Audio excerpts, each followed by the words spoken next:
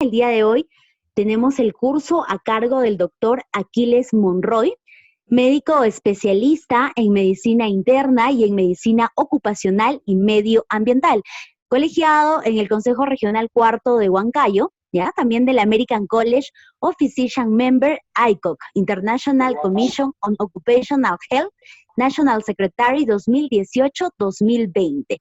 Le doy pase ya y bienvenido también al doctor Aquiles Monroy.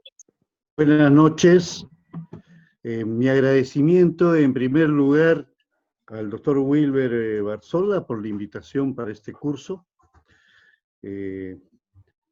Las disculpas porque en el mes de marzo teníamos un curso de salud ocupacional programado, pero por el inicio de la pandemia no pudimos hacerlo.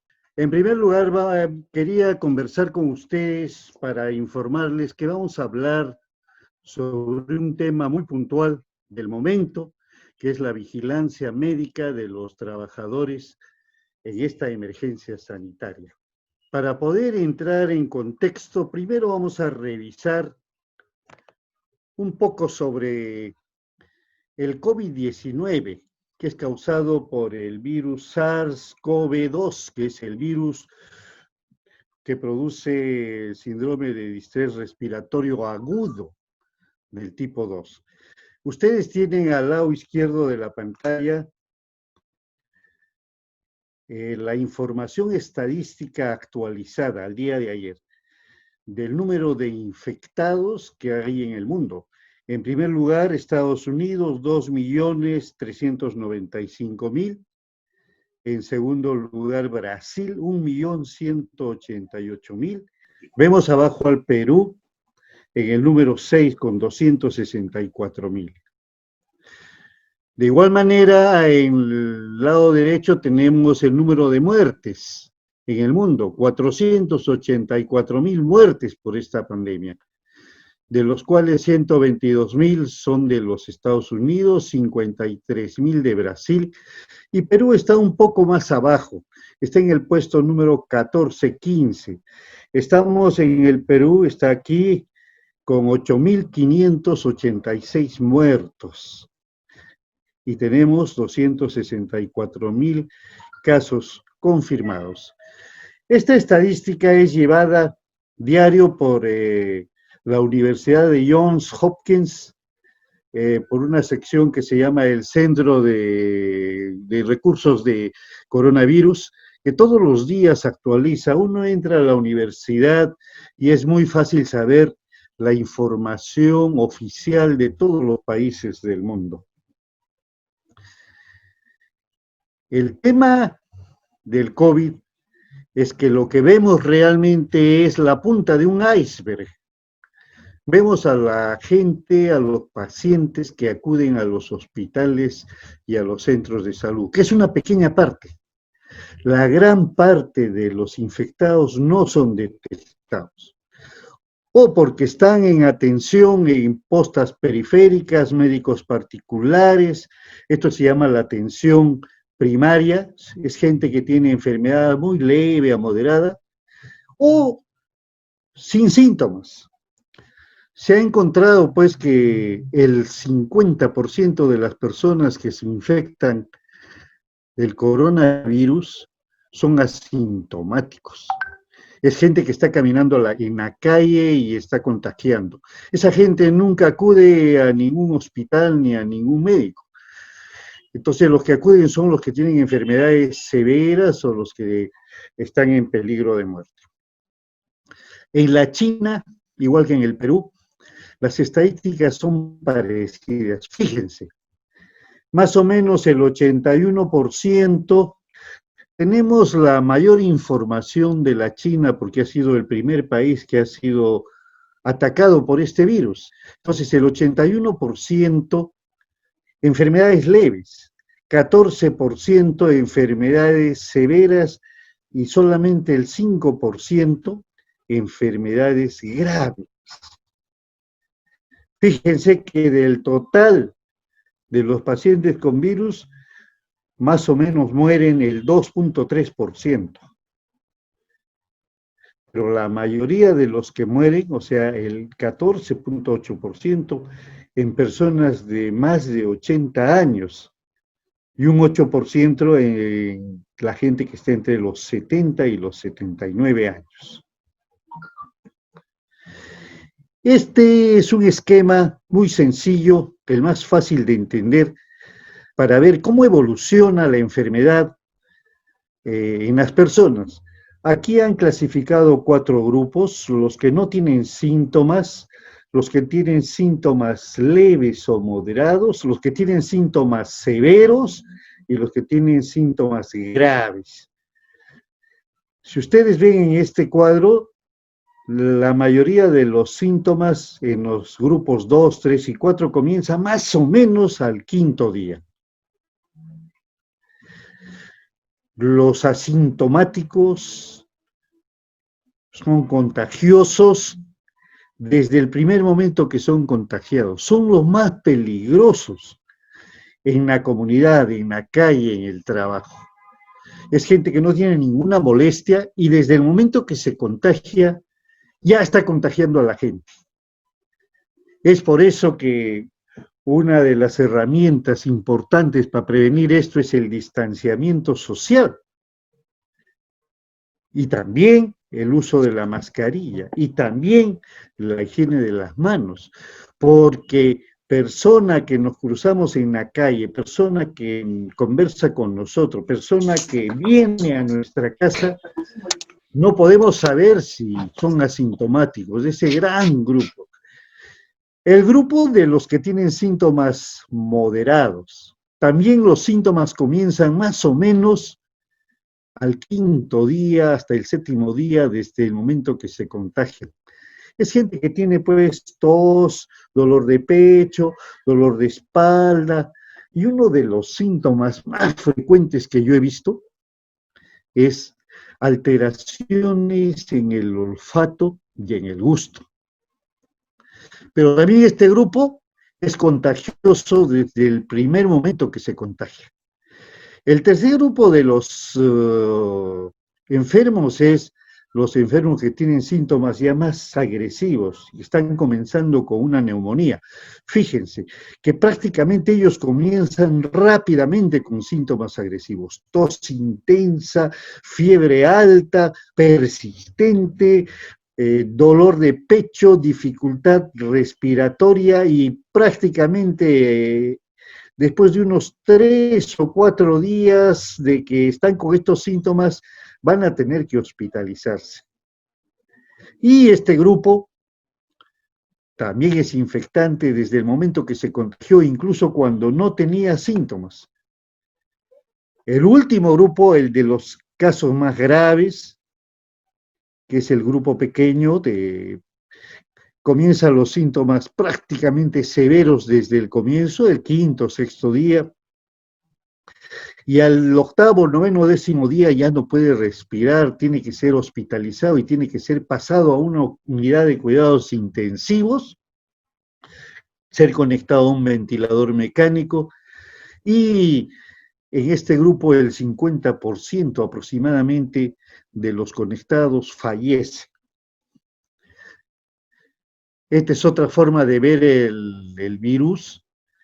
Este es el inicio de los síntomas. Los que son hospitalizados generalmente son hospitalizados tempranamente porque ya se ponen con dificultad respiratoria y más o menos al 7.º día, al 8.º día tienen dificultad para respirar y al 9.º, 10.º día ya desarrollan el síndrome de distrés respiratorio del adulto. El 26% de estos hospitalizados necesitan unidad de cuidados intensivos. Un 13% desarrollan shock séptico. Este es un cuadro muy importante que lo hemos recuperado, que ha tenido muchas modificaciones y nos permite ver la evolución fisiopatológica de la enfermedad. Miren, en la primera parte es la fase de replicación viral. Es la fase aquí donde se puede intervenir con algún antiviral y puede reducirse y mejorar. Si sigue desarrollando, viene la fase pulmonar, donde hacen neumonías de diferente gravedad o severidad. Y el tercer estadio ya es una fase donde ya no actúa el virus, sino es una fase de inflamación severa. Hay liberación de una serie de sustancias llamadas citoquinas y otros que producen efectos de trombosis, coagulación en diferentes órganos, principalmente en el pulmón. Entonces, lo importante es determinar la fase temprana, la primera hasta máximo los 10 días de inicio de enfermedad, en que se puede intervenir de alguna manera utilizando algún medicamento antiviral. En la segunda fase es una fase hospitalaria, donde hay que usar otro tipo de medicamentos para contrarrestar la hiperinflamación que existe y la trombosis. Este es un cuadro que nos ayuda a entender rápidamente cómo es que las pruebas rápidas ayudan al diagnóstico. En la curva azul vemos la evolución de la enfermedad. La etapa asintomática, más o menos a los 5 días, como decíamos, los síntomas. A los 14 días de haberse infectado está en su plenitud. Y luego comienza una etapa de recuperación que puede durar hasta 28 días, 4 semanas de evolución desde que es contagiado. Si a esto le restamos unos 5 o 6 días, son 3 semanas más o menos de evolución de la enfermedad. Entonces, las pruebas rápidas tienen dos formas de detectar. Se detectan las inmunoglobulinas M, que fíjense, en la primera etapa a partir de los días 7 más o menos, y a partir del día 14 la inmunoglobulina G. Cuando están ambas inmunoglobulinas estamos en la etapa crítica de la enfermedad, cuando todavía está comenzando la etapa de descenso de la enfermedad. ¿Qué quiere decir esto? Que si nosotros le hacemos la prueba en el día 6 desde la infección o los primeros días de los síntomas, es probable que no encontremos inmunoglobulina y las pruebas rápidas sean negativas. Si tomamos la prueba rápida en el día, después del día 28, 24, solamente vamos a encontrar la inmunoglobulina G, que puede permanecer semanas o meses, aunque la generalidad es que puede permanecer hasta unas 6 o 7 semanas. Tenemos muchos enfermos que se tratan ambulatoriamente en la casa. Van a los centros de salud, van a médicos, mucha de la atención es a distancia, consultan con médicos y cuando ya hay estos signos que se llaman de alarma, debe tener el paciente una evaluación presencial. Por ejemplo, si comienza a tener dificultad respiratoria que cada vez es más severa, desorientación o confusión, como hay problema pulmonar, no hay buena oxigenación y el paciente se siente confuso. Fiebre persistente, más de 3 días, fiebre alta, estos pacientes hacen 39, 40, o dolor de pecho intenso, o si le vemos cianosis, coloración azulada. Miren, una de las formas de hacer un seguimiento correcto ambulatorio es la medición de la frecuencia respiratoria y la medición de la saturación de oxígeno. Lamentablemente, como todos los materiales, equipos para el tratamiento de esta pandemia han subido de precio, pues antes un oxímetro de pulso costaba 100 soles. Yo me compré un oxímetro de pulso 100 soles hace un par de años, 3 años, para otra cosa. Ahora los oxímetros de pulso sobrepasan los 500 soles y a veces no son completamente garantizados. Y no hay, que es el problema.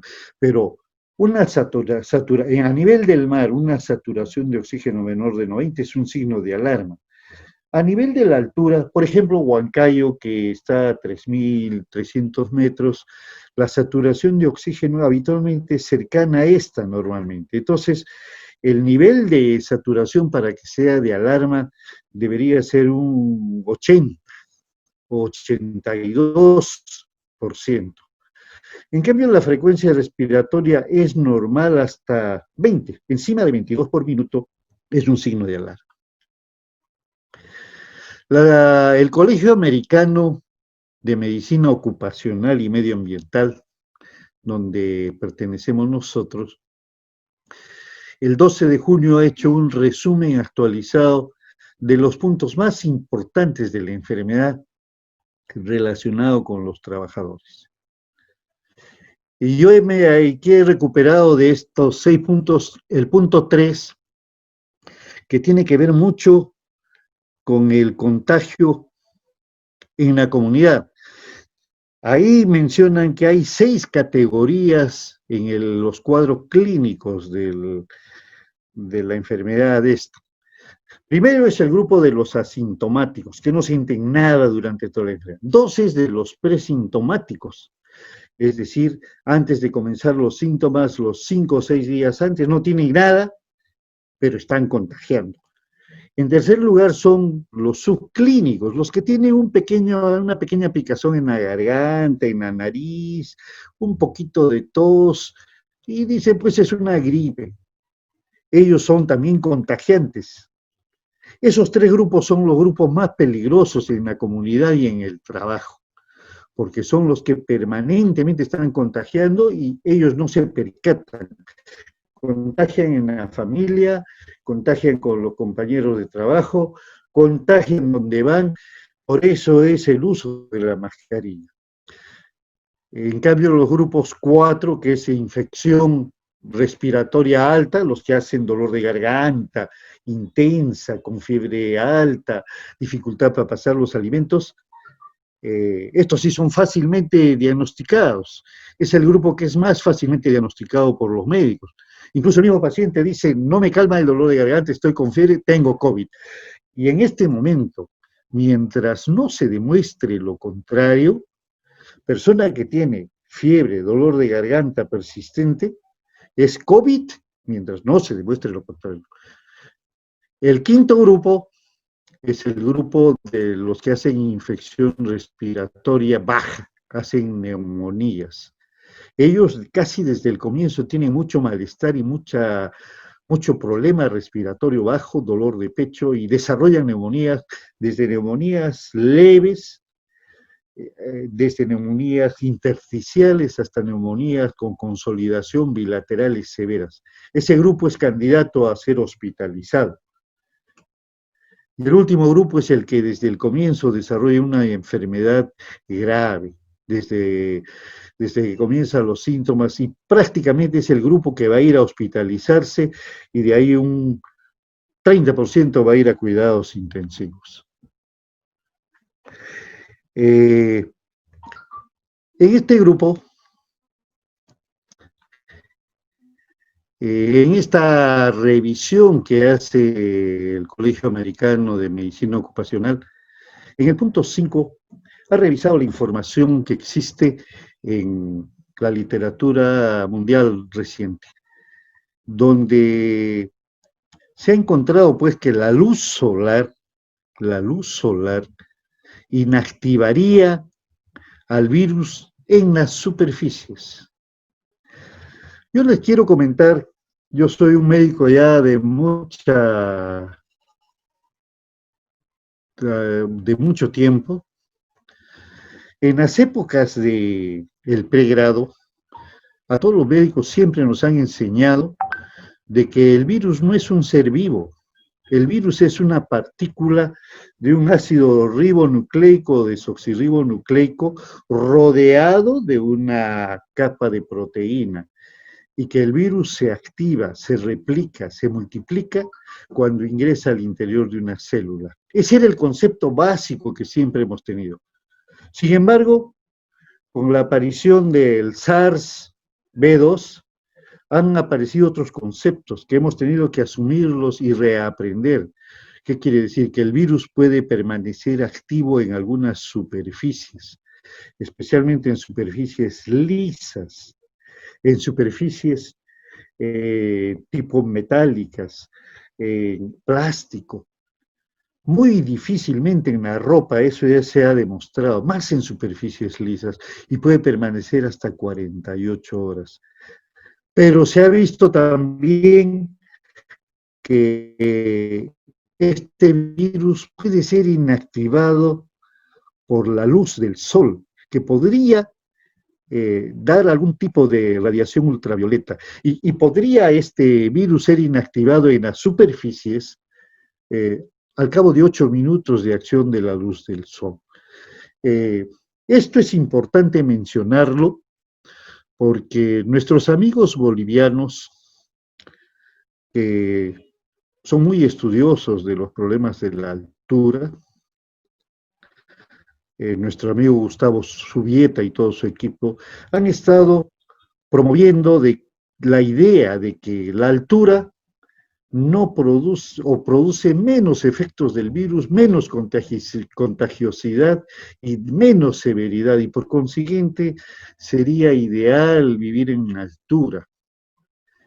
De tal forma que incluso en el Perú algún ministro o algún asesor dijo que de repente en el futuro vamos a recomendar que nos vayamos a vivir pues a Huancayo, a Jauja, igual que como sucedió hace unos 40 años, 50 años, cuando la tuberculosis no podía tratarse muy bien y se recomendaba que el sol de Jauja era un tratamiento importante, que no se demostró nunca, pero la gente se sentía por el sol bien y comenzó a irse a Jauja. El hospital o la Begoya fue uno de los hospitales importantes para el tratamiento de la tuberculosis hace 50 años, y la gente se iba a vivir a Jauja. Entonces, algo parecido quisieron promover nuestros hermanos bolivianos y han estado promoviendo porque decían de que el virus atacaba con menos severidad y en menor cantidad en las alturas. Yo les he traído esta información de alturas nuestras. Por ejemplo, en el lado izquierdo tenemos la región Junín, esta es una información de ayer. En la región Junín, 4.253 infectados. Pero si uno ve aquí en el círculo, Huancayo, 2.174, a 3.200, 3.300 metros. Y Chanchamayo, que está más bajo, Satipo, que está más bajo, 600 o 283. ¿Dónde ha habido más? En Huancayo, que está mucho más alto que estas regiones. Esto de Pasco, Pasco es una ciudad bien alta. Fíjense, en Pasco, Cerro de Pasco, Chaupimarca y todos los pueblos cercanos, 805 infectados. Daniel Alcides Carrión, todo el valle de Chaupihuaranga, que es bajo, 41 infectados. Si seguimos esa teoría de que la altura protege, Pasco debería tener muy poca infección. Nos vamos a Puno, aquí al lado derecho. En Puno, dos regiones, dos ciudades muy cercanas, que están a 40 kilómetros al mismo nivel de altitud, 3.800 metros. Puno, una ciudad capital que tiene todas las oficinas nacionales, que tiene turismo, una ciudad culta, tiene 143 infectados. San Román Juliaca, que es una ciudad comercial, con mucha cantidad de gente que se dedica al comercio ambulatorio, al comercio informal y al contrabando, mucho más, 521. Si hacemos una comparación, diríamos, pues, ambos deberían tener poco. Entonces, ¿cuál es la conclusión de la evaluación de estos cuadros de nivel de altitud? De que la infección, tanto a nivel del mar como a nivel de altitud, es la misma, y que la altitud no protege del coronavirus. Con todo este preámbulo, entramos al estado de emergencia. El primer paciente, que lo llamaron paciente cero, que llegó al Perú, de Europa, llegó el 6 de marzo. Y el 15 de marzo se dio el decreto supremo 044, que declara el estado de emergencia nacional, el 15 de marzo. Y después han venido una serie de decretos supremos, el 046, que fue el 18 de marzo, que precisó algunos aspectos del decreto supremo, especialmente mencionando de que solamente estaban permitidos a trabajar los servicios esenciales, es decir, salud, servicios de alimentación, servicios de transporte obligatorios y bancos. Pero conforme ha ido avanzando la pandemia, se ha tenido que comenzar a reanudar las actividades económicas.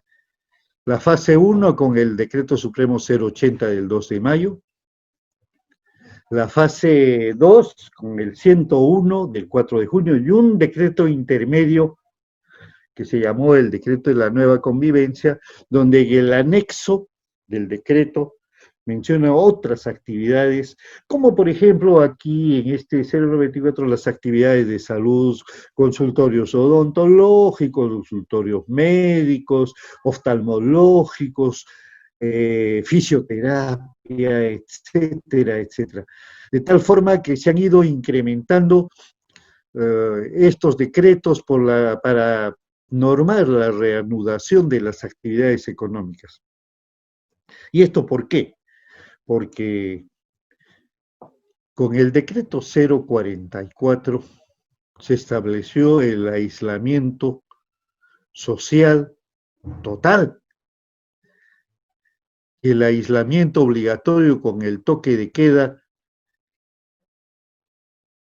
desde temprano, desde las 6 de la tarde. Esto creó una serie de problemas. Sabemos que hay 2 millones de empleos que se han perdido y han tenido que normarse una serie de criterios para poder regresar a trabajar durante estas fases de reactivación. Y el último decreto de reactivación que ha salido la semana pasada es el decreto 110 de reanudación de los centros comerciales, que desde este lunes han comenzado a trabajar. Este es más o menos un resumen de las 4 fases que se tienen previstas para la reanudación de las actividades. Estamos ahora en la fase 2. A fines de junio, julio, van a comenzar la fase 3. Quizá comience pues el transporte, restaurantes, el transporte aéreo, etcétera, etcétera. Pero más o menos se tiene previsto que a fines de julio debemos estar entrando en la fase 4. Sabemos que la emergencia se ha prorrogado hasta el 7 de septiembre. En consecuencia, quizá demoren estas fases un poco en darse, pero la presión económica de las empresas, la presión económica de la población, la presión económica de los trabajadores, la presión económica de los informales, que ustedes ya han visto en la televisión, hace pues que no hemos estado preparados para una pandemia de este tipo y hemos tenido que sufrir las consecuencias de no tener un ingreso para poder seguir trabajando y subsistir. En ese proceso se da la resolución ministerial 239-2020 del 28 de abril, que se llama así: Se aprueban los lineamientos para la vigilancia, prevención y control de la salud de los trabajadores. Como se iban a reaperturar las actividades económicas, iban a regresar a trabajar todos los trabajadores, poco a poco. Y tenía que hacerse una norma que permita que los trabajadores regresen a trabajar y en sus puestos de trabajo no estén expuestos al virus y no se enfermen y no comience otra propagación en los centros de trabajo. Este decreto, estos lineamientos, todos lo llaman como el plan de vigilancia y de la prevención del COVID, por eso le he puesto entre comillas, y ha tenido varias modificaciones, cada uno con un motivo. El motivo principal de estas modificaciones ha sido el tema de los grupos de riesgo entre los trabajadores. Vamos a ir viendo esto conforme avancemos.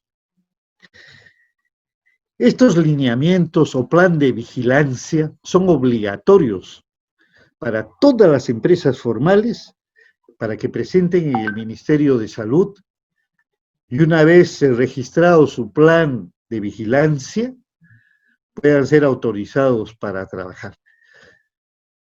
Entonces se desarrolla el plan, pero había cuando comenzó un problema, tenían que conseguir autorización de Produce o del sector al que pertenecían, el Ministerio de la Producción, y después recién pasar al Ministerio de Salud. Esto ha sido modificado por un comunicado del 5 de junio donde dice que ya no es necesario presentar documentación a Produce. Si uno está en regla en su empresa, tiene su RUC, tiene su lista de trabajadores, presenta su plan de vigilancia, y si es registrado el plan de vigilancia, automáticamente puede reiniciar. Esto ha sido del 5 de junio, por eso las empresas ya han podido reiniciar con su plan de vigilancia o los lineamientos de vigilancia para la prevención y el control de la salud de los trabajadores. El gran tema con los trabajadores es que ha salido el plan de vigilancia que está aquí, que es el decreto, es la resolución ministerial. Aquí hay un error. Resolución ministerial 239, resolución y otras los que han con modificatorias, que son los lineamientos. Aquí debe decir resolución ministerial del MINSA. Pero cada sector ha sacado su resolución ministerial. Cada uno ha sacado su resolución, todos en base a la resolución ministerial 239, que es la original. Y han querido hacer algún cambio, exigencia, modificaciones, y ha traído una serie de problemas a las empresas. De tal forma que el gobierno ha tenido que sacar un decreto supremo, el 110, y en uno de los artículos dice que solamente es necesario el cumplimiento con el Ministerio de Salud, la resolución ministerial 239 y sus modificatorias para el cumplimiento de los planes de vigilancia. Y que cualquier otra exigencia está prohibida, porque también no solamente los sectores han comenzado a exigir los gobiernos regionales. Yo quiero que también le hagas tal cosa a tus trabajadores, que me presentes tal documentación, que me hagas pruebas cada semana. O las municipalidades que han dicho, por ejemplo, he estado conversando con un grupo de amigos odontólogos, tú te haces tus exámenes cada semana, si no te cerramos tu centro odontológico y así por el estilo. La resolución ministerial 239 es específica y precisa con detalle cómo debe hacerse el seguimiento de todos los trabajadores en el Perú en los diferentes sectores. Es un lineamiento global general. Aquí vienen pues algunos conceptos que quiero repasar con ustedes. Es el concepto del retorno al trabajo. Como que con la declaración de la emergencia, todos se fueron a su casa y solamente trabajaron con el decreto supremo 046, los sectores esenciales como es salud, bancos, alimentos, con los otros decretos supremos, el 080, el 171, el 094, que comenzaron a abrir las diferentes fases, tuvieron que regresar a trabajar todos los trabajadores. Entonces, los trabajadores cumpliendo los planes de vigilancia han estado en cuarentena en su casa y cuando ya los llaman a trabajar, tienen que demostrar que no han sufrido la enfermedad, para lo cual hay que hacer una encuesta que ya está definida. Tienen que estar asintomáticos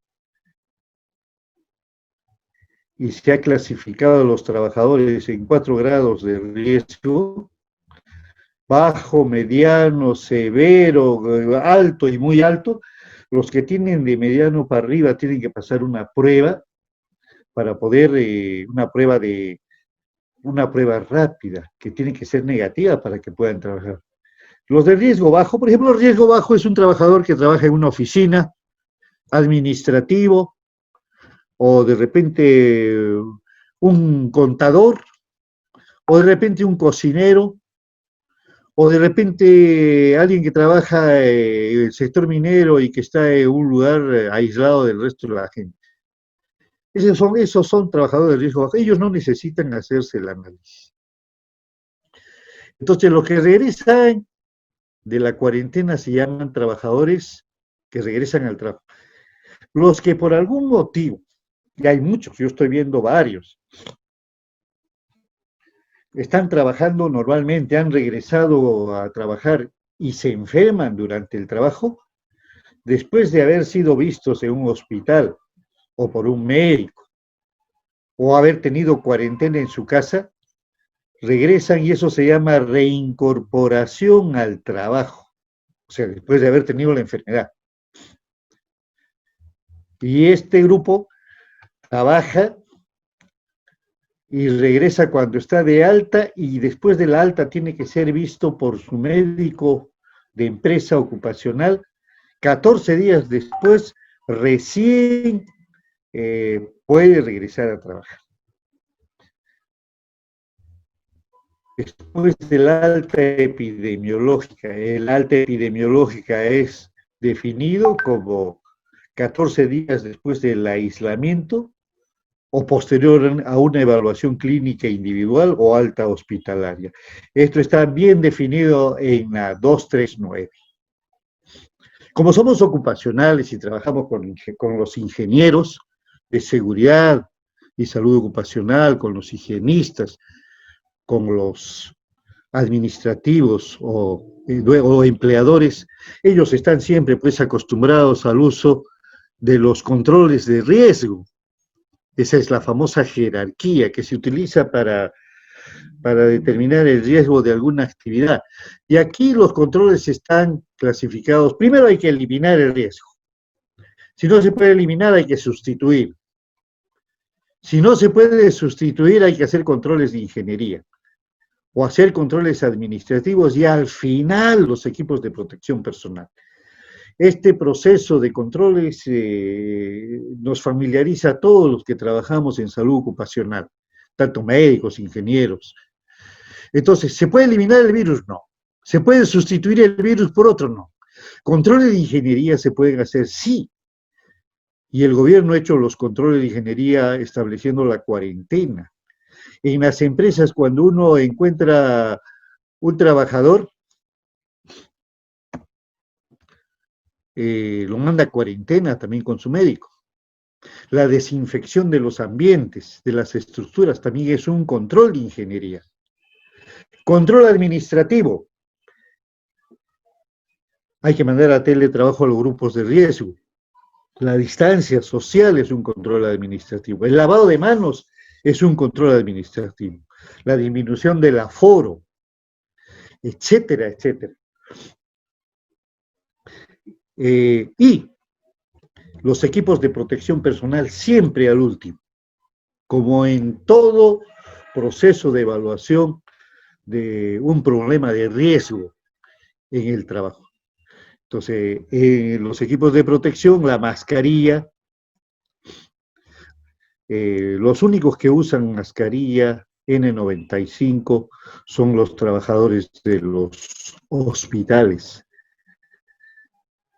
Los trabajadores que no trabajan en hospitales tienen que usar la mascarilla comunitaria, que también hay toda una norma sobre eso. La protección facial, los que trabajan de este riesgo alto para arriba, el triaje, que ya vamos a ver en algún momento, lentes de seguridad. Se ha dicho pues de que el virus ingresa principalmente por la nariz, por la boca y por los ojos.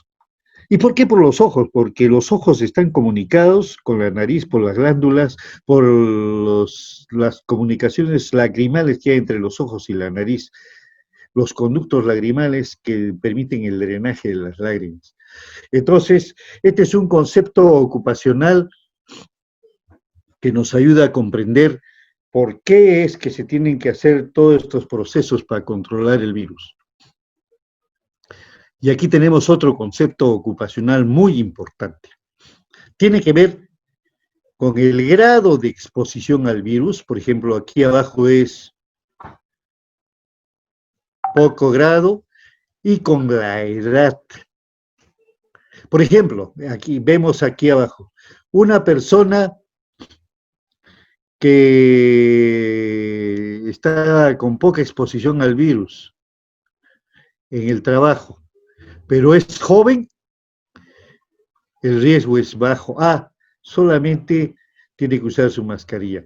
Por ejemplo, aquí ve, esta es una persona que tiene contacto con personas sospechosas del virus. Por ejemplo, personas que trabajan en un hospital, en un consultorio, no necesariamente de COVID, hospital de enfermedades generales, pero que si tiene una alta edad, ya tiene este tipo de riesgo B, que dice que hay que mitigar la exposición y hay que pensar en la posibilidad de suspender su trabajo, mandarlo a cuarentena. Y aquí sé el alto riesgo, una persona de edad avanzada con mucho contacto. Por ejemplo, los que trabajan en hospitales, en áreas de cuidados intensivos, y si tiene una comorbilidad, que ya vamos a ver después, este trabajador no debe trabajar. Hay que pensar en que hay que sacarlo del área de trabajo. Algunas disposiciones importantes que se han dado en las últimas semanas o días. Yo le mencionaba que la presentación del plan de vigilancia era al Ministerio de Salud, a la DIGESA. Pero se imaginan, DIGESA, revisar 300.000 planes de trabajo para darles la autorización. Es imposible. Entonces, ha sacado este documento que han encargado el registro y la fiscalización al CENSOPAS, que es el Centro Nacional de Salud Ocupacional y Protección para el Ambiente. Ellos se van a encargar. Y han dado una serie de disposiciones aleatorias. Por ejemplo, el plan que antes lo presentaba el empleador con el médico, tiene que ser conocido por todos los trabajadores. Tiene que haber un registro de incidencias en cada centro de trabajo, un libro donde se tiene que decir 25 de junio, nadie tuvo fiebre en el trabajo, no hubo infecciones, no hubo incidencias, todos los días. Entonces, hay una serie de criterios ya más detallados que no vamos a entrar a revisar. Otro tema muy relacionado con la salud y seguridad es el Decreto Legislativo 1499. Ha suspendido la realización de exámenes médicos preocupacionales. Antes, para trabajar en cualquier sitio había que pasar examen médico. Ha suspendido, porque es un centro de reunión de gente, de contagio.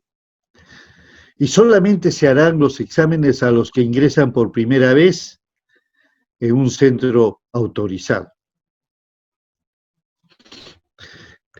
De igual manera, los exámenes que han vencido, a veces hay que hacer cada año, automáticamente se les amplía su vigencia hasta que termine la emergencia. Y hay una serie de criterios, pero este es el más importante de este decreto de urgencia. La resolución ministerial 239, que da los planes de vigilancia o da los lineamientos, tiene 7 lineamientos, cada uno con detalles, y vamos a tocar algunos que tienen importancia para esta exposición. Limpieza y desinfección de los centros de trabajo, hay todo un protocolo para esto. Evaluación de la condición de salud del trabajador. También vamos a ver algo de la evaluación de la condición. Lavado y desinfección de manos. Ese es uno de las 3 reglas de oro para combatir el virus en esta pandemia son la distancia social, que debe ser de 2 metros. Los gringos dicen 6 pies, casi 2 metros. Aquí hemos estado con 1 metro, otros decían 1,5 metros. La idea es 2 metros de distancia social. La capacitación, hay medidas de aplicación colectiva, los equipos de protección personal y la vigilancia de la salud del trabajador. Vamos a ir viendo. Esta es una gráfica de barras que nos ayuda siempre a recordar de que la mortalidad por el virus es más alta mientras mayor es la edad. Fíjense, menos de 19 años, 0,2% de mortalidad. A los 30 años, 0,2%. Encima de los 40 comienza a subir 0,4%. Encima de los 50, 1,3%, 60, 3,6%. Encima de los 70, 8%. Y encima de los 80, 14% de mortalidad. Y este análisis preliminar que salió en mayo del Ministerio de Salud, que esto es ya información peruana, ¿cuáles son las comorbilidades que favorecen a la mortalidad en los hospitales? Primero, la obesidad. Segundo, la edad, mayor de 60 años. Tercero, enfermedad renal, enfermedad pulmonar crónica, enfermedad neurológica, enfermedad cardiovascular, diabetes, cáncer, o sea, todas las enfermedades crónicas. Pero aquí queríamos mencionar los 2 temas más importantes, la obesidad y la edad mayor de 60 años.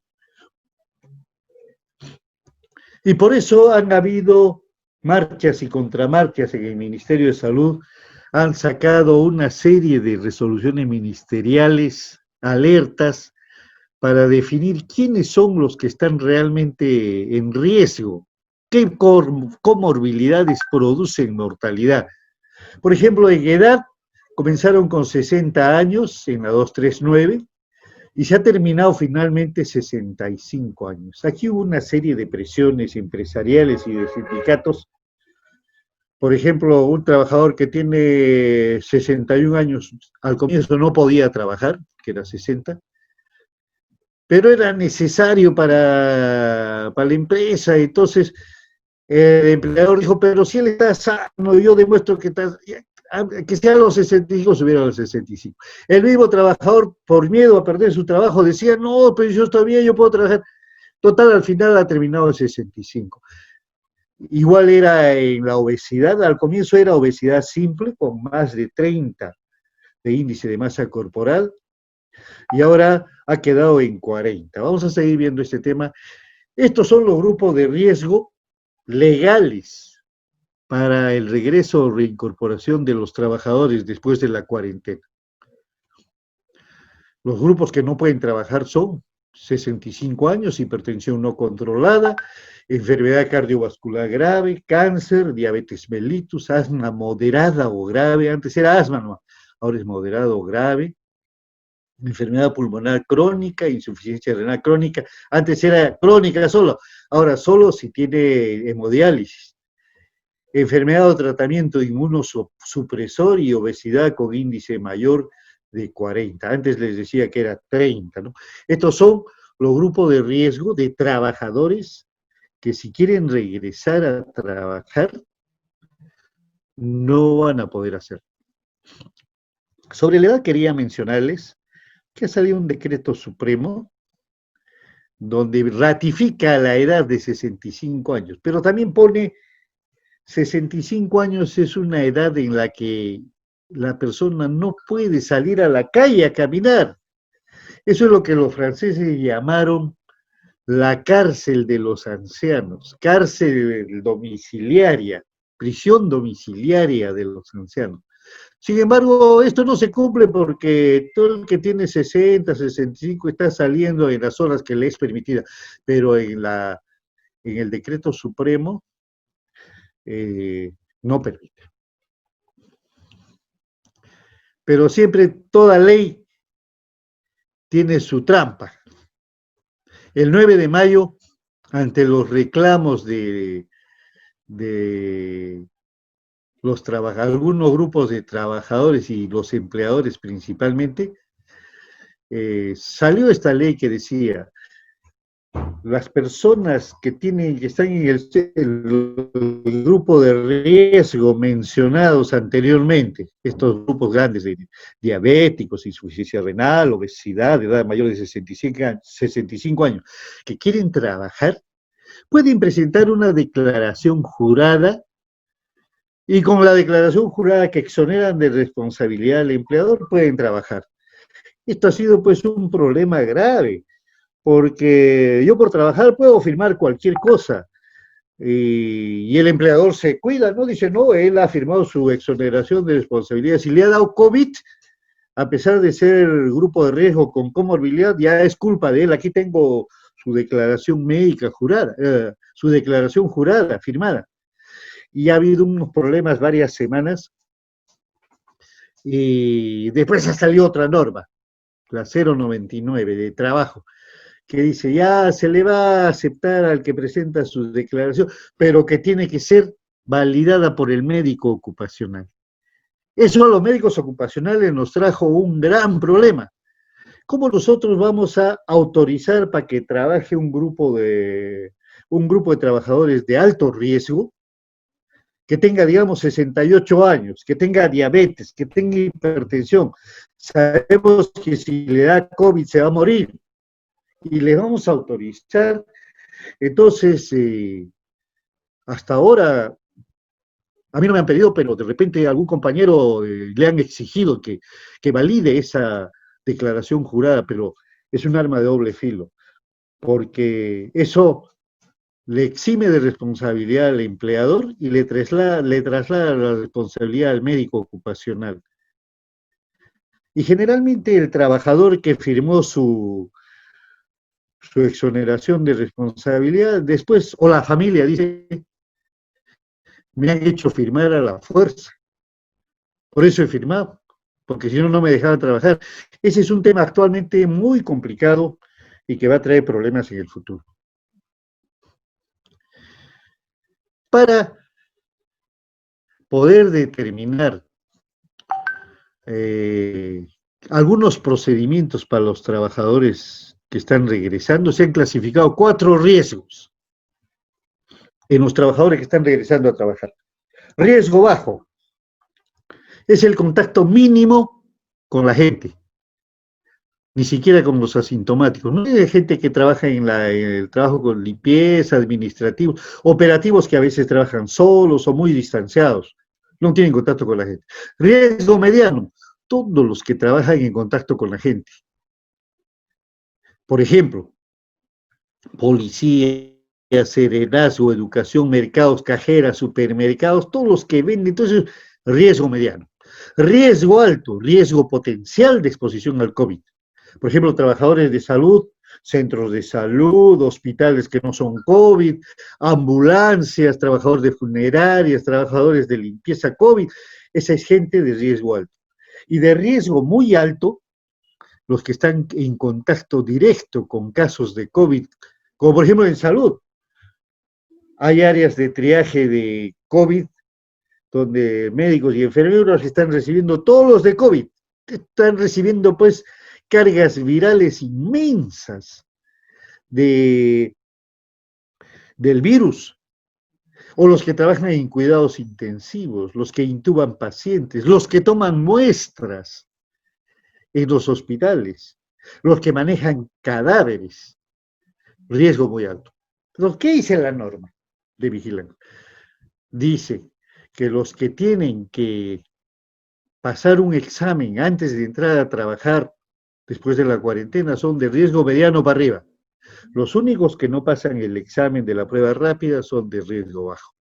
Ahora, cada grupo de estos tiene un equipo de protección personal diferente dependiendo del riesgo a los que están expuestos. Y en todas las áreas. Aquí les he traído un cuadro de la minería, donde a veces la información es muy confidencial y se escapa por ahí. Esto es el mes de mayo, no está actualizado, pero miren, han habido 509 trabajadores mineros confirmados y un trabajador fallecido. Está aumentado, pues quizá aumentado al doble.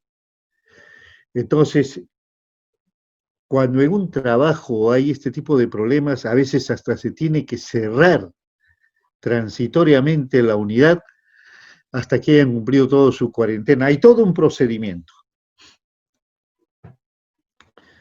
De igual manera, hay un procedimiento para que se sepa quiénes son los que deben de hacer el seguimiento, preparar el plan, hacer el seguimiento del plan.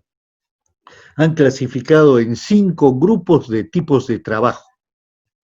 Dentro de la resolución 239, que ha sido ratificada por la 265. Tipo 1, menos de 30 trabajadores. MIPES, pequeñas empresitas.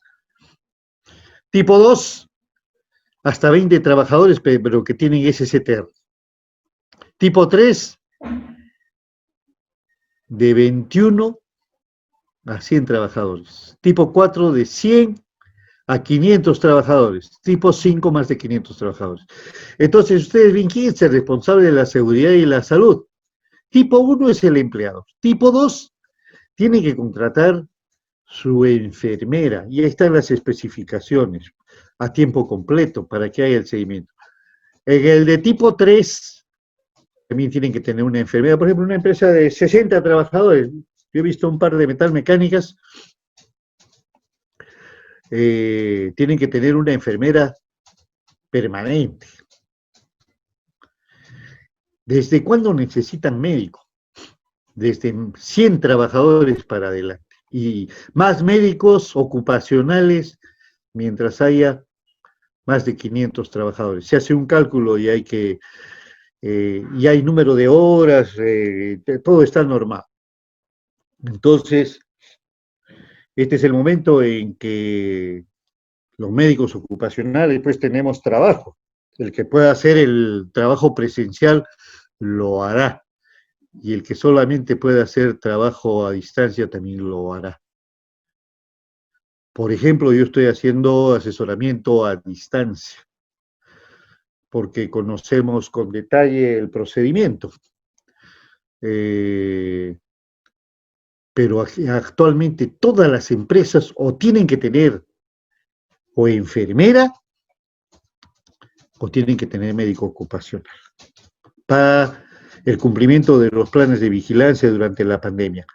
¿Cuánto durará la pandemia? Ahí viene una pregunta que siempre nos hacemos. Uno dice ya terminará en septiembre, el 7. No.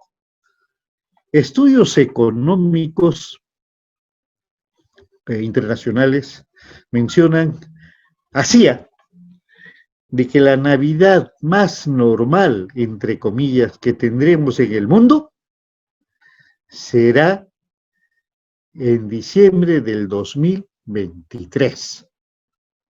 Salvo que el 2021 pues salga la vacuna, ¿no? Y durante todo el 2021 puedan en todo el mundo vacunarse. Seguramente que va a suceder lo mismo que ha sucedido con las mascarillas, con los ventiladores, con todos los equipos. Estados Unidos se va a comprar pues todas las vacunas del mundo para sus 500 millones de personas. Y a los países como el nuestro no nos van a permitir.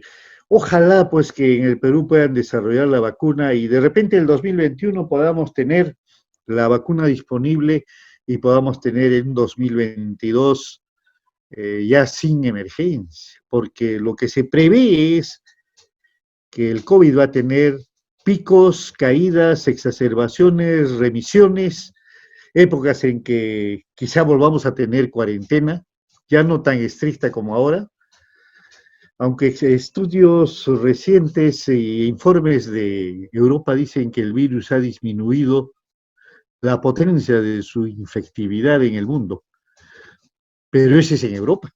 Aquí no sabemos, aquí han venido los virus preparados para infectar a todo el mundo. Cuando un trabajador ya está trabajando en empresa, hay que cumplir algunos requisitos. Todos los días hay que tomarle temperatura al ingreso y a la salida. Y si es un trabajador de muy alto riesgo, ingreso al mediodía y a la salida. Si hay en algún momento se detecta fiebre, hay que hacer una evaluación médica para buscar síntomas de COVID. O sea, fiebre, te duele la garganta, te duele el pecho, tienes tos. Hay trastornos del gusto y del olfato, incluso hay diarreas en el COVID. Cada paciente es diferente, presenta sintomatología diferente. Unos leves, otros moderados, otros variantes tienen de cada uno de los síntomas. Y si se encuentra un brote en un trabajo, hay que comunicar inmediatamente a SUNAFIL para decidir el cierre o paralización de las labores. A veces cuando el trabajador no ha estado en contacto, hay el trabajador después que trabaja en un área aislada, no tiene mucho contacto, habitualmente los contactos son los muy cercanos, pero si a veces trabajan en minería, por ejemplo, en toda una área, generalmente todos son contactos y todos tienen que pasar un proceso de evaluación. La vigilancia también a otros factores de riesgo, ya están poniendo ergonómicos, psicosociales, medidas de salud mental, atención a los discapacitados, ya es un problema medio complejo cuando hay que hacer el seguimiento en las empresas. ¿Qué cosa es un caso sospechoso? En el trabajo. Es alguien que tiene fiebre y síntomas de COVID, tos, dolor de garganta, dolor de pecho, pero tiene que ser identificado por un profesional de la salud. No puede ser que diga, yo tengo COVID. Tiene alguien que decirle, pues un médico tiene que decirle, sospecha. Una vez que es sospechoso, hay que llenar una ficha epidemiológica que está descrita ya por el Ministerio de Salud. Hay que hacerle una prueba serológica o molecular, si es posible.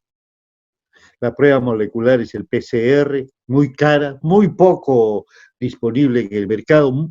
Está costando un promedio de 500 soles y mucho más en algunos sitios. Hay que identificar los contactos en el centro de trabajo, a quienes también hay que hacer las mismas pruebas y cuarentena, y hay que comunicar a la autoridad. Hay muchos protocolos para poder regresar a un trabajador que ha tenido infección.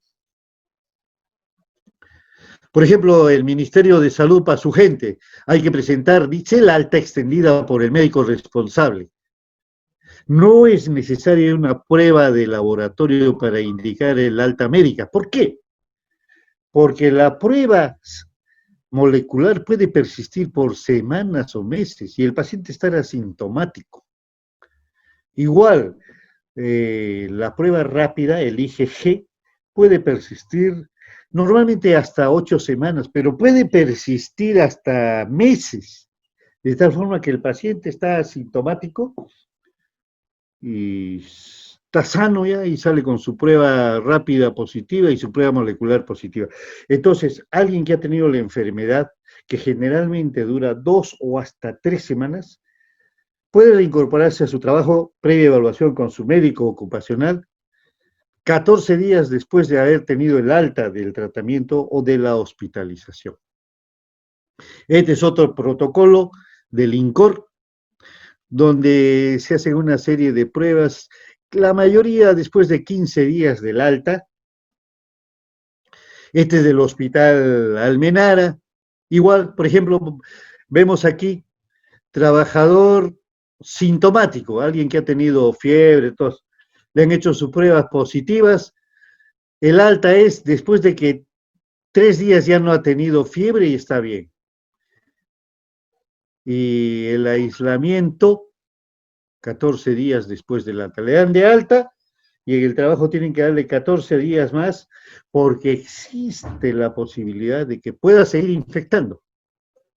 Y así por el estilo, cada caso es un caso individual que tiene que ser evaluado por el médico ocupacional de la empresa. Cuando un paciente deja de infectar a un trabajador, por ejemplo,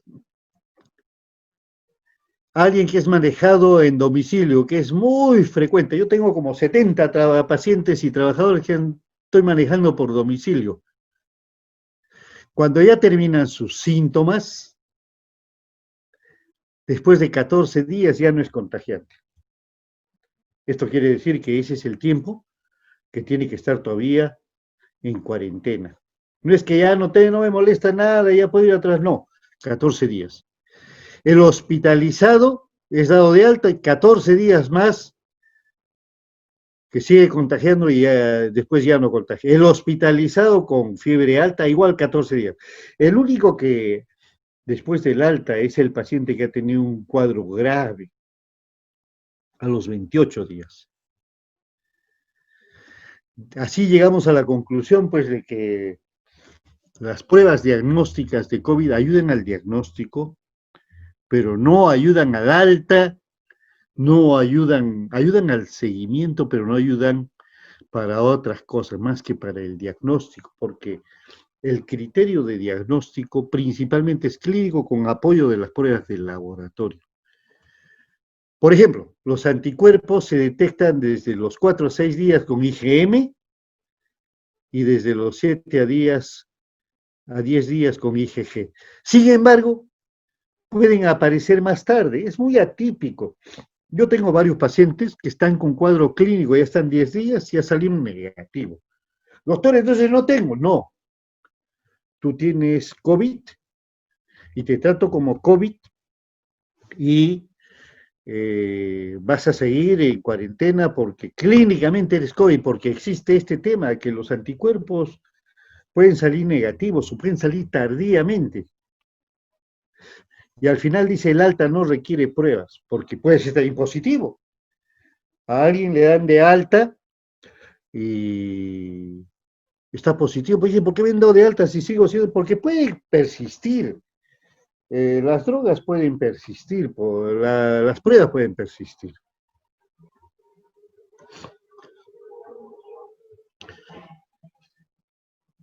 Y como ustedes habrán visto en mi exposición, los médicos ocupacionales somos una parte médicos, una parte ingenieros, porque tenemos que conocer los procesos, y también somos una parte medios abogados. Todo el tema ocupacional está relacionado con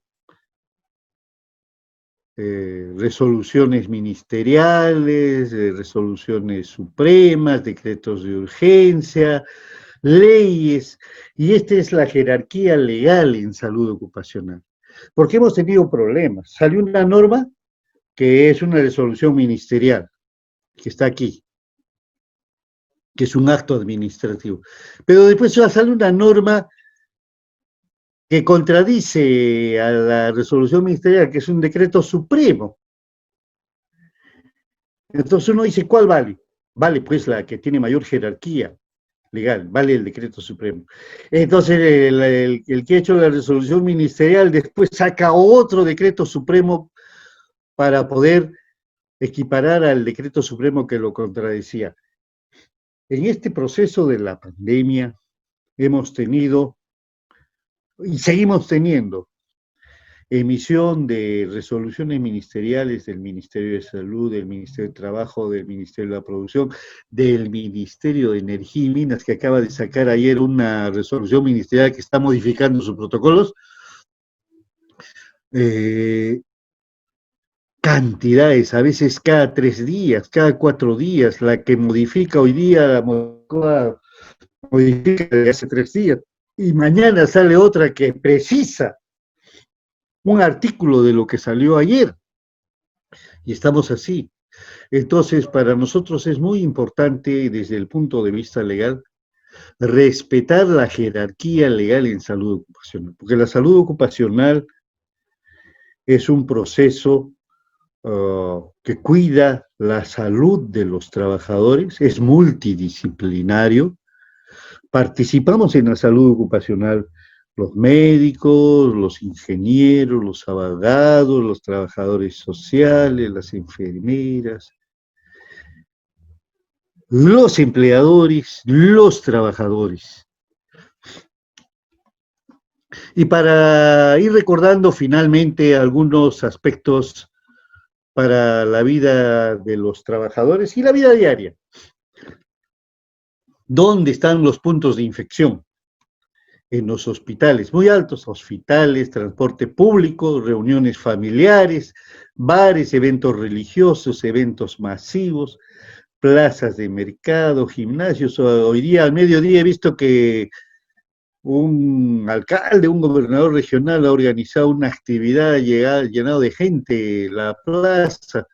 Eso es pues seguir contra la salud pública.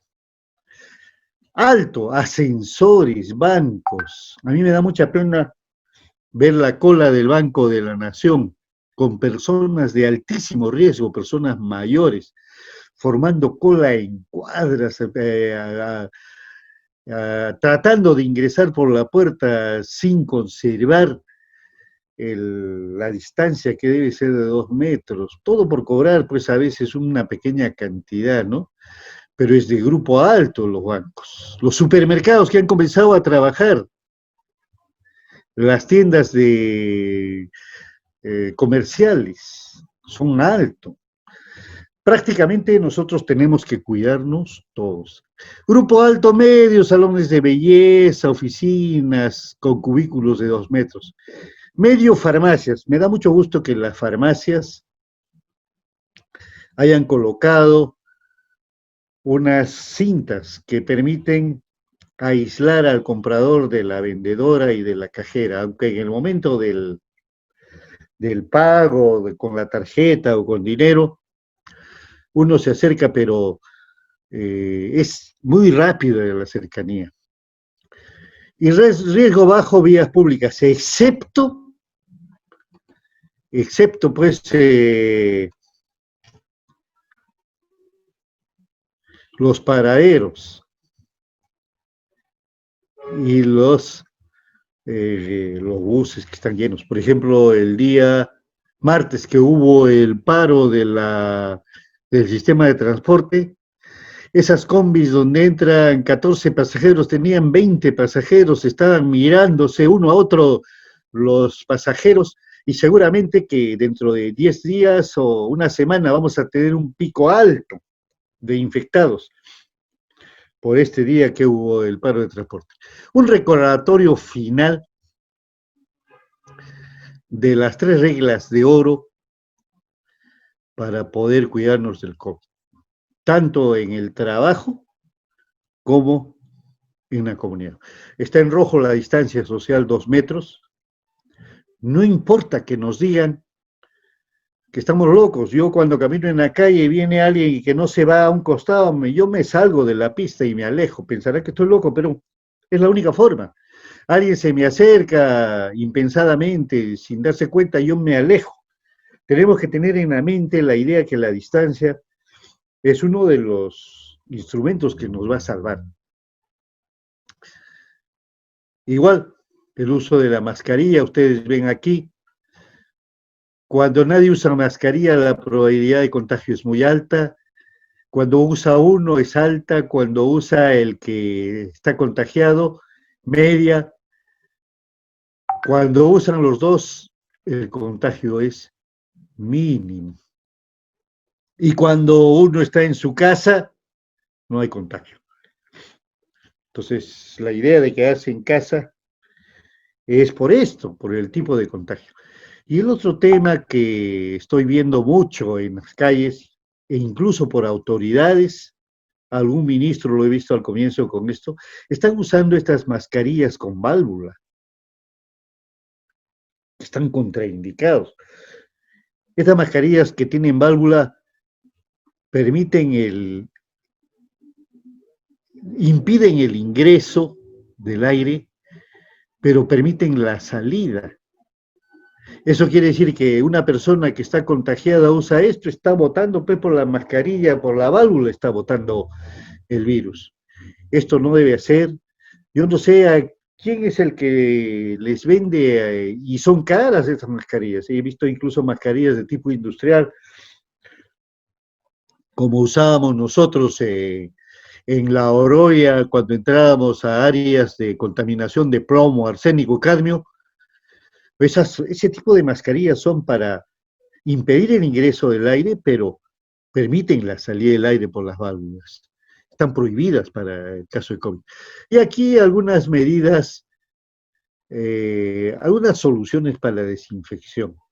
Dos cosas quiero recordar aquí. El alcohol tiene que ser al 70%. El alcohol común que uno compraba antes era al 96%. Hay que hacer la dilución para que quede al 70% y pueda tener un efecto desinfectante para el virus. Igual el hipoclorito de sodio, la clásica lejía, 20 mililitros de lejía, 4 cucharitas, en 1 litro de agua destilada o agua hervida. Y también se puede usar el agua oxigenada.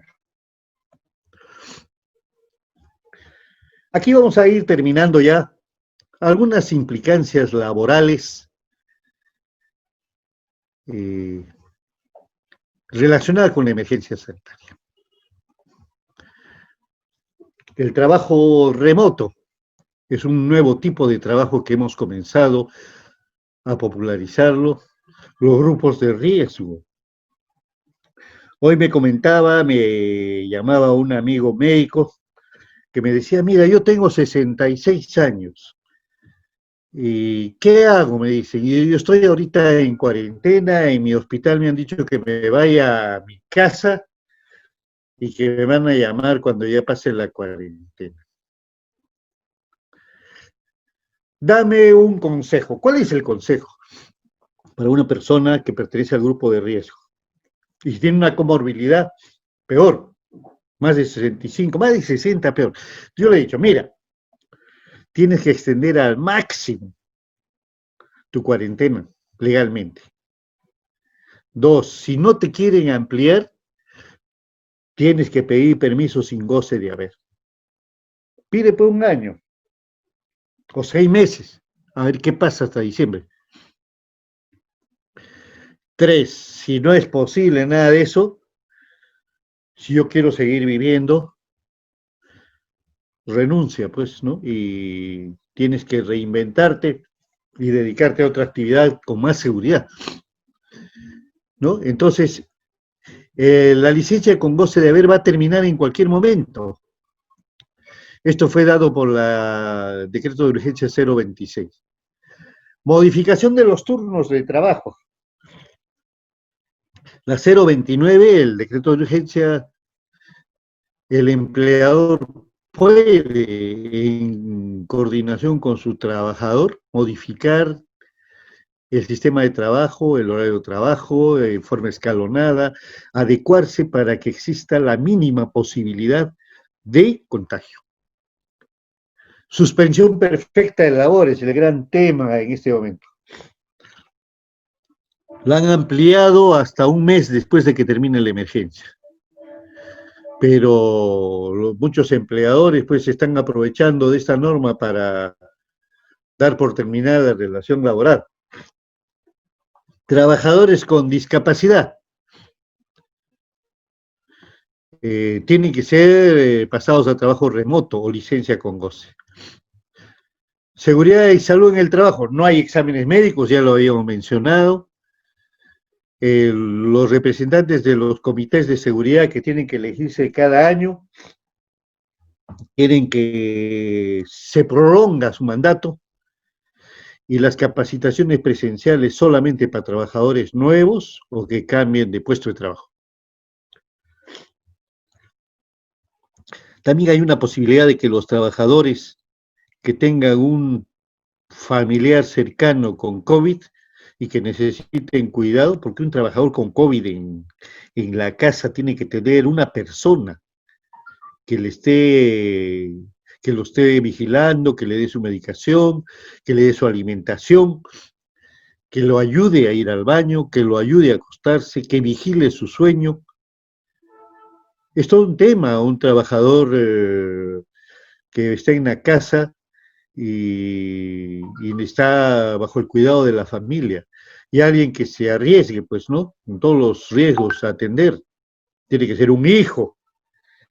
Habitualmente si es gente joven es el padre o la madre la que se prestan, nadie quiere acercarse. Entonces, la norma dice que hay que dar facilidades cuando un trabajador tiene una persona cercana en su casa con tratamiento con COVID. Ya salió otra norma. Ustedes saben que cuando uno tiene descanso médico, los primeros 20 días son asumidos por el empleador. Y desde el día 21 los asume el Seguro Social. Esto es el subsidio. Ha salido una norma que los subsidios de los primeros 20 días durante la emergencia van a ser asumidos por el salud. Ojalá, ojalá. Quiero agradecer, quizá un poco legal, quizá muy árida la presentación, pero el tema ocupacional es así, es legal, es médico y es laboral. Entonces, voy a contestar preguntas, por favor. Ok, doctor. Una pregunta por acá dice, ¿durante cuánto tiempo rige la prohibición de volver al trabajo para las personas de 65 y más años? Y lo mismo para el diabético, asmático, etcétera. Ya, si pertenece a este grupo de riesgo, no puede regresar a trabajar eh, hasta que haya una norma y que digan que han levantado el estado de emergencia.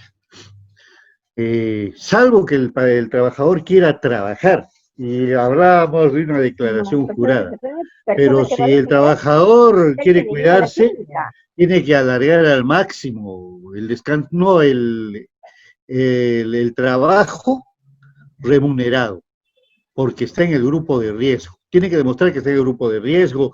Se supone que en el plan de vigilancia se hace un listado de todos los trabajadores de la empresa y cada trabajador es calificado a qué grupo de riesgo pertenece. Entonces, en este momento no puede regresar, salvo que haya una disposición en contra. Ok, a ver, dice, ¿por qué se asume en Perú que cuando se retorna al trabajo, el ciudadano que se infecta con COVID se infecta en el trabajo? El contagio puede ser en el barrio, con los vecinos, en su hogar o el fin de semana. Así es. Se asume, nadie puede determinar dónde se ha infectado, porque lo que interesa en el trabajo es cuidar que el trabajador no desarrolle una complicación y no desarrolle un brote con todos los compañeros. Por eso es que el trabajador con COVID tiene que tiene que tener la protección laboral de su empleador, porque existe el riesgo de que si no se toman las medidas de cuarentena, puede contagiar y comenzar un brote en todo el centro de trabajo. Ahora, no se puede determinar, habitualmente no se puede determinar dónde ha sido la infección, salvo que haya habido uno con infección y entonces una semana después el resto está con infección, ahí sí se puede determinar, pero si se encuentra un trabajador en una empresa, es bien difícil determinar. No, probablemente no ha sido en el trabajo, ha sido en la calle, en el transporte. Uh-huh. Si a un caso sospechoso se le hace prueba rápida y sale negativo, ¿cuál es el procedimiento a seguir? Bueno, para mí manda a la clínica. Si es sospechoso y la clínica ha comenzado por lo menos unos 4 o 5 días antes va a salir positivo. Y si sale negativo, hay dos posibilidades. Miren, yo les quiero mencionar parte de mi experiencia y de las consultas que también hemos hecho entre varios grupos. Las pruebas rápidas vienen de varias partes del mundo, vienen de Corea y vienen de China. Han venido millones de pruebas rápidas. Han sido compradas por el Estado y han sido compradas por particulares.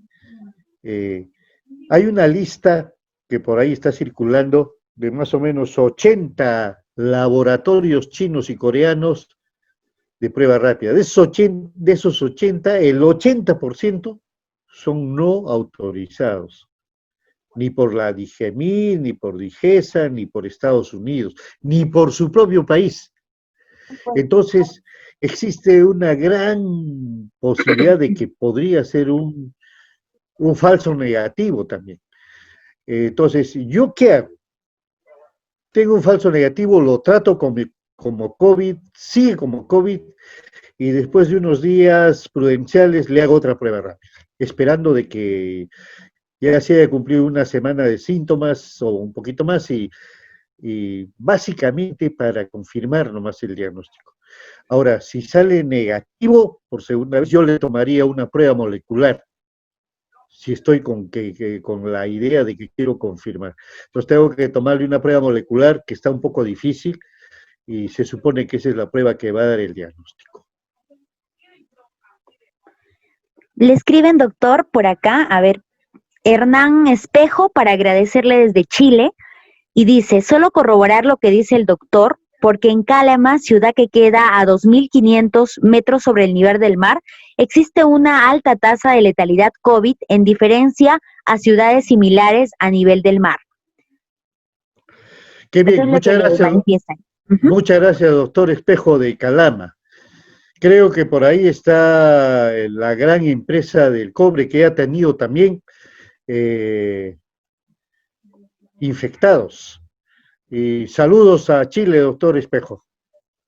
Muy bien, ¿se considera enfermedad profesional cuando se hace el diagnóstico en la empresa? No, la enfermedad profesional actualmente está definida ha salido una norma específica, ha sido para los trabajadores de salud que se infectan, por ejemplo, médicos, enfermeras, laboratoristas que se infectan en los hospitales de COVID, ellos sí están considerados como enfermedad profesional. En el caso de un trabajador que tiene una infección de COVID en el trabajo que no es un centro asistencial de salud, es considerado como una enfermedad común. ¿Ya se están implementando seguros de salud particulares para COVID? Bueno, no tengo conocimiento, pero el día de hoy el gobierno ha firmado un convenio con las clínicas privadas y que va a asumir el costo, un costo solidario, dicen, de las atenciones con las clínicas privadas. Ahora, yo sé que los seguros privados dan una cobertura hasta cierto nivel. No conozco el detalle con franqueza de los seguros privados, pero dan una cobertura y muchos seguros han coberturado 100.000 soles y el costo ha sido 300.000, 400.000. Yo no sé cómo han resuelto eso, ¿no? Es gente que tiene la capacidad de poder asumir esos costos. Pero no, con franqueza no puedo responder cobertura de salud para COVID. Okay. Doctor, mencionó que las mascarillas o respiradores industriales tipo 6.200 o 7.500 son inadecuados. Sin embargo, estos están utilizando los médicos del Rebagliati, ya que son N100. ¿Debe prohibirse entonces? Bueno, yo no, mire, hay cientos de tipos de mascarillas. Si es una mascarilla que no tiene válvula, o sea que es impermeable de ingreso y de salida, está bien. pero si es una mascarilla que tiene válvula, como la mayoría de las mascarillas industriales, eh, no está recomendada. Incluso hay una norma del ministerio, un comunicado. Pero como le digo, hay mascarillas de todo tipo y si tiene válvula, no está recomendada. Si no tiene válvula, sí podría estar recomendada. Podría. Ok. Doctor, ¿es legal o ilegal que trabajemos como antes, dos médicos, tres enfermeras, tres técnicos, etcétera, habiendo actividad remota, teleconsulta, etcétera? ¿No hay riesgo de contagio? ¿Hay necesidad de laborar en esas circunstancias? ¿No basta con un equipo completo por guardia? Bueno, lo ideal sería la teleconsulta, eh, pero esto ya escapa a las recomendaciones de, digamos, de los expertos, recomendaciones de los ocupacionales. Lo ideal sería restringir al mínimo la actividad presencial en los centros hospitalarios. Pero el otro problema principal también es que la falta de los equipos de protección personal adecuados para los trabajadores de salud. La mayoría de los infectados, y quiero en este momento rendir mi homenaje a los médicos que han fallecido en esta pandemia, que son creo ya cerca de 60, Ujú. eh, es por falta de equipos de protección personal. Y yo les quiero mencionar como un tema particular mío. De los médicos fallecidos, 7 son de mi promoción médica. Y de los 7 que han fallecido, ninguno trabajaba en áreas de alto riesgo. Es decir, cuidados intensivos, no eran anestesiólogos, no intubaban, no trabajaban en áreas de COVID. Todos ellos trabajaban en servicios comunes de los hospitales. Es decir, que en los servicios comunes hay también el virus, porque por ahí transitan enfermos que pueden estar infectados y que nosotros no podemos definir. Entonces, lo importante es aquí dotar a los trabajadores de la salud, a los médicos, de los mejores equipos de protección personal que lamentablemente no se han dado. Recordemos nomás que un médico del INCOR, un cardiólogo, fue detenido por protestar porque no tenía los equipos de protección personal. Eso así ha estado haciendo contra los médicos. Entonces, el problema es que no hay equipos de protección personal. Si hubiera equipos de protección personal, todos trabajarían, pero no hay equipos de protección personal adecuados, los que realmente deben de usar los médicos. Por eso es que la preocupación de todos los médicos. Yo le digo que mis compañeros que han fallecido trabajaban en áreas comunes, incluso uno de ellos trabajaba en un centro de salud, donde se supone que no hay COVID, pero sí hay COVID. Con respecto a trabajadores de la salud con factores de riesgo y que no están laborando, ¿tienen que devolver las horas que no fueron a trabajar? No, al menos no está en la norma, no está en la norma.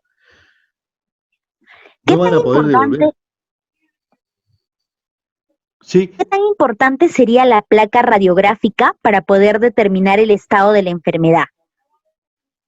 mire, yo he tomado a distancia todo, ¿eh? En varios pacientes radiografías, especialmente en pacientes que están con dificultad respiratoria y que no mejoran. Yo veo un paciente que tiene dificultad respiratoria leve hoy día, mañana más severa, en 3 días está con más dificultad respiratoria. Trato de tomarle una radiografía. Algunos recomiendan usar ecografía pulmonar, pero es un poco complicado. Otros recomiendan tomar una tomografía. Una radiografía simple de pulmones en un centro particular cuesta 30 soles y ayuda bastante. Y es muy fácil enviar ahora por WhatsApp para poder definir la conducta a seguir. Para mí, en pacientes COVID moderadamente enfermos, lo importante es la frecuencia respiratoria como signo de alarma, la temperatura como signo de alarma, persistentemente alta, la oximetría de pulso, que habría que instaurarla, pero lamentablemente no hay muchos oxímetros disponibles, y la radiografía de pulmones, que es muy fácil. Incluso a mí me han enviado desde el mismo centro de donde le han tomado una fotografía de la placa y yo ya puedo decirle que necesita hospitalizarse o puede regresar a su casa, ¿no? La radiografía es importantísima. ¿Cada cuánto tiempo se hace el tamizaje a los trabajadores? Ya. Trabajadores de mediano riesgo para arriba tiene que ser al ingresar a trabajar. Para trabajadores que están trabajando, la norma dice que el médico de salud ocupacional determinará la frecuencia de los tamizajes de las pruebas moleculares. Entonces, va a tener que el médico definir si hace al mes, a los 2 meses o solamente cuando hay síntomas, algún síntoma inicial. No está definido eso. Yo esperaría que haya algún síntoma, porque no tiene sentido estar haciéndole cada 15 días si está sintomático, salvo que uno sospeche, ¿no? ¿Dónde vives? Vivo en tal sitio. Es una zona de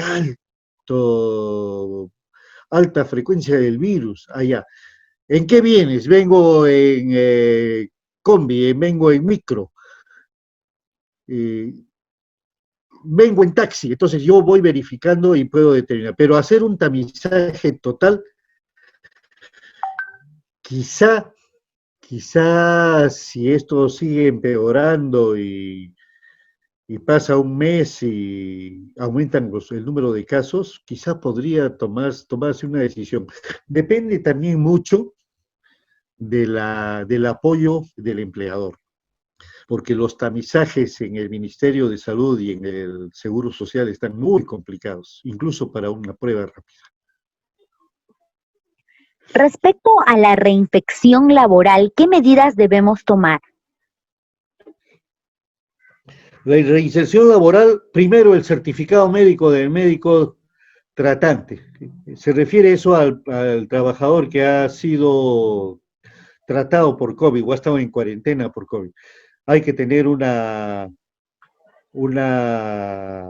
certificado médico, un informe médico, que el médico que lo ha estado viendo se comunique, ver el tiempo. 2, verificar que ha estado en cuarentena en su casa por lo menos 14 días, si ha sido moderado, y por lo menos 28 días si ha sido grave, severo. Y 3, yo en el trabajo los primeros 15 días le daría pues un trabajo un poco aislado para prevenir la infección con los otros trabajadores.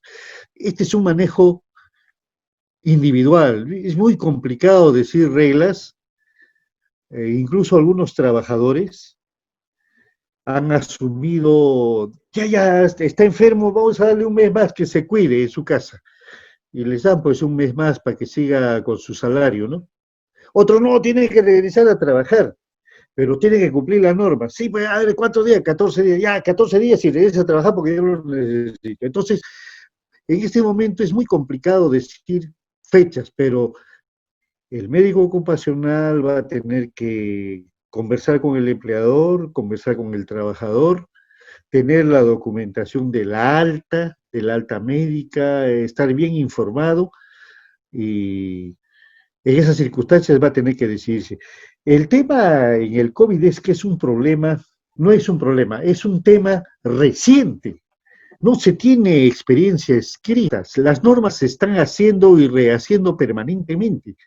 Entonces es un tema que va cambiando. Eh, por eso es que el médico ocupacional tiene que usar todo su criterio para poder indicar la reincorporación, pero habitualmente son 14 días. Me escribe Maricel Jerónimo. Buenas noches, doctor. Saludos desde Trujillo. ¿En qué ley me amparo como serumista si en el puesto de salud no me proporcionan EPPs para la atención, debido a que en estos momentos no sabemos quién está contagiado? Ya. El personal que está en un centro de salud, sea serumista, sea médico, sea enfermera, es un personal de riesgo de mediano o alto. Debe tener todo el proceso de trabajo de la resolución ministerial 239. En la resolución ministerial 239 está descrito qué tiene que hacer un trabajador de riesgo mediano o alto. Tiene que recibir sus equipos de protección personal. Sería pues un sacrilegio no darle equipos de protección personal adecuados o no darle equipos, simplemente. Eso es lo que ha estado pasando, eso es lo que ha estado pasando en los hospitales de Lima, a áreas como, por ejemplo, ginecología obstetricia. Venía el director y le decía, no, no, tú no eres de riesgo, ¿cómo va a venir un ginecólogo? ¿O cómo va a venir una gestante con COVID? No, no, no, a ti te damos pues un equipo cada mes, pero no. Muchos de los infectados de salud son del área de ginecología, de obstetricia y de áreas lo más impensadamente posibles. Son simplemente trabajadores del hospital. Entonces, un serumista tiene que recibir todos los equipos y puede presentarse a SUNAFIL, puede presentarse al Ministerio de Trabajo, puede presentar su reclamo al Ministerio de Salud, aunque tiene que tener sus equipos. O quejarse al Colegio de Enfermeros del Perú. Si tengo trabajadores asintomáticos que cumplieron su cuarentena, ¿es necesario realizarles nuevamente la prueba rápida para reincorporarse al trabajo post-cuarentena? Si en la primera prueba salieron positivos, yo creo que sí. Yo le tomaría una prueba rápida antes de reincorporar. Los trabajadores que requieren aislamiento domiciliario por síntomas leves y que deben realizarse un control a la semana, ¿quién le expide el descanso médico? Si este procede, pues ni en la Ley General de Salud ni en la RM se determina esto del descanso médico. Bueno, no está bien normado esto. El que, el que debe de dar el descanso médico es el médico de la empresa, el médico ocupacional. Eso se tiene que cambiar, ese descanso. Miren, la norma dice ahora que los primeros 20 días de COVID son asumidos por el salud, antes era asumido por el empleador. Entonces, no está bien claro. A veces el salud exige una serie de documentos. Pide, por ejemplo, uno, certificado médico original. Dos, pide recibo de honorarios profesionales del profesional que lo ha examinado. Tres, le va a pedir exámenes auxiliares, va a pedir copia de la prueba rápida. Cuatro, le va a pedir el pago de la copia de la prueba rápida. 5, le va a pedir un informe médico del médico ocupacional. Ese es el procedimiento que hace salud. Entonces, está medio complicado, pero hay que hacerlo, porque no se puede decir tuvo COVID y ya, ¿no? Entonces esto ha complicado un poco a los trabajadores, porque en alguna circunstancia el mismo empleador, si ha sido menos de 20 días el descanso médico, el empleador lo asume. No crean que el empleador siempre es malo, hay empleadores muy buenos que incluso están yendo a visitar a sus trabajadores. Doctor, buenas noches. Personal con comorbilidad debe presentar un certificado médico con el diagnóstico porque hasta el momento solo se presentó una declaración jurada cuando se inició el estado de emergencia. Bueno, solamente la declaración jurada, salvo que el empleador solicite la presentación del certificado médico, que está bien complicado ahora. ¿Quién le va a dar el certificado médico? ¿El médico de salud? Donde es ahora imposible sacar una cita para una enfermedad común. Bien difícil. Hasta ahora vale la declaración jurada. Ahora, en todos los trabajos los empleadores tienen la historia del trabajador, tienen la historia ocupacional. En las fichas médicas ocupacionales siempre hay los antecedentes y a veces muchos de los que han salido con comorbilidad que no han querido informar en la declaración jurada, se ha detectado en estas fichas médicas. Bien, doctor, dos últimas preguntas. ¿Puedo realizar una reunión en una comunidad por necesidad de iniciar un proyecto respetando los protocolos? Preguntan. Está prohibido cualquier tipo de reunión durante todo el estado de emergencia. Justo anteayer ha habido una movilización de un grupo de trabajadores en Huancayo. Ha tenido que ser disuelta. Después se encuentran reuniones religiosas de diferentes organizaciones religiosas, también han sido disueltas o han sido denunciadas. Y los promotores de las reuniones han sido denunciados.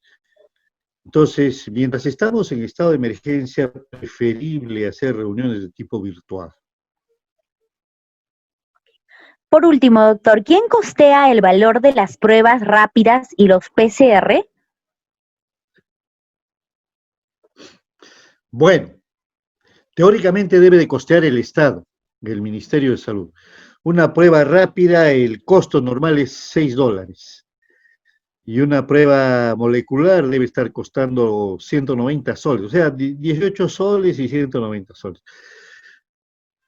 Debe ser gratuito. Ustedes han escuchado la historia de las clínicas en Lima que tomaban las muestras, llevaban al Instituto Nacional de Salud para hacer pruebas moleculares, les hacía gratis el Instituto Nacional de Salud, informaban a la clínica y la clínica le cobraba como si hubiese hecho la prueba rápida, 500, 600 soles. Teóricamente debe hacerlo el Estado, pero hay situaciones en las que el empleador tiene que asumir porque el empleador quiere saber, va a ser muy complicado que el seguro lo haga, o tiene que asumir el mismo paciente. A veces el mismo paciente dice, yo me hago mi prueba porque quiero saber, por salud, pero generalmente cuando no es posible en el seguro, tienen que asumir el empleador.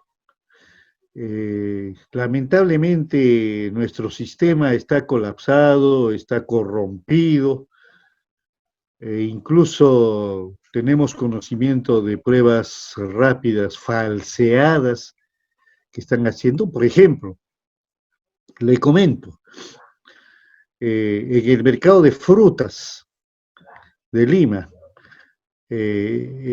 para que comiencen a trabajar como es trabajador de riesgo mediano, porque están en contacto con la gente, un requisito de sus protocolos es la prueba rápida. Y han comenzado a presentar pruebas rápidas falsificadas.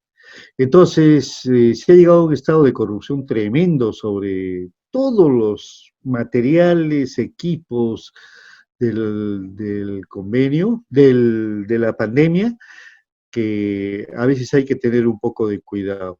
Pero el responsable de todo el tratamiento es el Ministerio de Salud. Todo debería ser gratis, pero no es así, lamentablemente. Muy bien, doctor Aquiles, le agradecemos a nombre del Colegio Médico del Perú, Región 4 Huancayo, por su excelente ponencia. Estas serían todas las preguntas. Agradezco también por su paciencia y por también responder de manera didáctica a todos los participantes. Muy bien, muchas gracias. Yo quiero agradecer nuevamente al decano del Colegio Médico, el doctor Wilber Barzola, y estaremos siempre trabajando por el Colegio Médico. Por supuesto, doctor, estaremos en contacto. Que tenga buenas noches. Muchas gracias y buenas noches a todos.